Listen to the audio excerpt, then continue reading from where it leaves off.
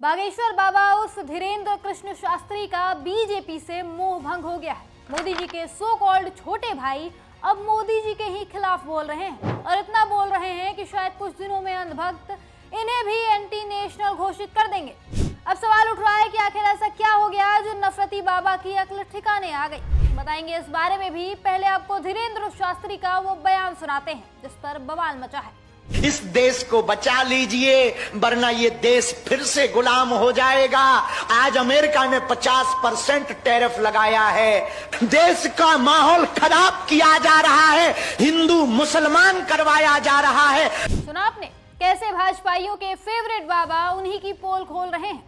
ये जानते हुए भी कि देश में मोदी जी की सरकार है, बागेश्वर बाबा कह रहे हैं कि देश को बचा लो नहीं तो देश फिर से गुलाम हो जाएगा। शास्त्री जी यही नहीं रुके, उन्होंने आगे हिंदू मुस्लिम की राजनीति पर भी बात की। बाबा जी ने कहा कि देश में हिंदू मुस्लिम की राजनीति करके माहौल खराब किया जा रहा है। पहली बात तो धीरेन्द्र शास्त्री के मुंह से ये बात हजम नहीं हुई किसी के भी, क्योंकि धीरेन्द्र शास्त्री जिस हिंदू मुस्लिम की राजनीति की बात कर रहे हैं वही करके तो इनकी दुकान चलती है। धीरेन्द्र शास्त्री मुसलमानों के खिलाफ और हिंदुओं को भड़काने वाले बयान देकर ही चर्चा में आए, फिर बीजेपी की चमचागिरी करी और दुकान चला ली।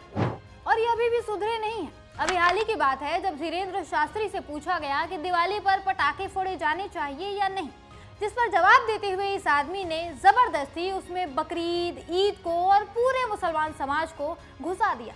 सवाल प्रदूषण कम करने का था जिसका जवाब हर नागरिक को देना चाहिए, लेकिन इस बाबा ने तुरंत इसे हिंदू बनाम मुस्लिम की लड़ाई बना दिया। और बयान भी क्या दिया। धीरेन्द्र शास्त्री ने कहा कि हम बकरीद या ईद पर जब कुछ नहीं कहते हैं तो कोई हमारी दिवाली पर भी ज्ञान न रेले, हमें ना बताए कि हम पटाखे फोड़ें या न फोड़ें। वैसे बाबा जी ने रेले शब्द की जगह बेहद घटिया शब्द का प्रयोग किया है जो हम और आप सुनना भी पसंद नहीं करेंगे। खैर, अब बाबा ने ज्ञान तो दे दिया, लेकिन फिर जब लोगों ने असल में इनकी धुलाई शुरू की तो बाबा जी को होश आया। फिर इन्होंने बड़ी ही चालाकी से माफी मांगी। हालांकि माफी मांगते वक्त इस बाबा के चेहरे पर जरा भी शर्मिंदगी नहीं थी। आप ये हंसी देखिए, कैसे बेशर्मी से ये कह रहे हैं कि अब जुबान है फिसल गई तो क्या करें। और तो और गाली को भी कह रहे हैं कि ये भगवान हनुमान की लीला है। मतलब भगवान हनुमान आकर इनसे कह रहे हैं कि तुम संत का भेष धरो और लोगों को मूर्ख बनाओ, तुम संत बनकर गालियां दो, समाज में नफरत फैलाओ। खैर, मुद्दे पर आते हैं। अब आप समझ गए होंगे इस नफरती बाबा की दुकान कैसे चलती है। जब तक ये हिंदू मुसलमान ना करें इनका दिन का नाश्ता हजम नहीं होता।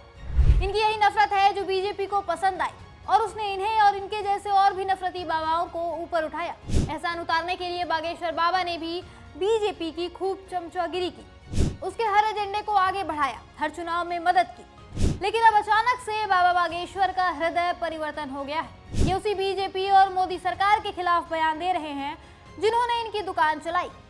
बाबा जी कह रहे हैं कि देश में दारू सस्ती हो गई है और दवा महंगी। देश में अब बेरोजगारी पर चर्चा नहीं हो रही है। वाह भाई, अगर आपको देश की इतनी ही चिंता थी तो आपने मोदी सरकार के एजेंडे को आगे क्यों बढ़ाया? देश में हिंदू मुस्लिम करके नफरत क्यों भड़काई? अगर आपको बेरोजगारी की चिंता थी तो आपने लाखों लोगों को अंधविश्वास के जाल में क्यों फंसाया? ये सब करने के बाद अब आप फालतू का ज्ञान दे रहे हैं। रही बात मोदी सरकार के खिलाफत की, तो सुनने में आ रहा है कि बाबा जी को इस महीने पार्टी की तरफ से फंडिंग नहीं पहुंची है, इसीलिए बाबा जी का मूड थोड़ा बिगड़ा हुआ है। जैसे ही माल पानी मिल जाएगा वैसे ही इनके सुर भी बदल जाएंगे।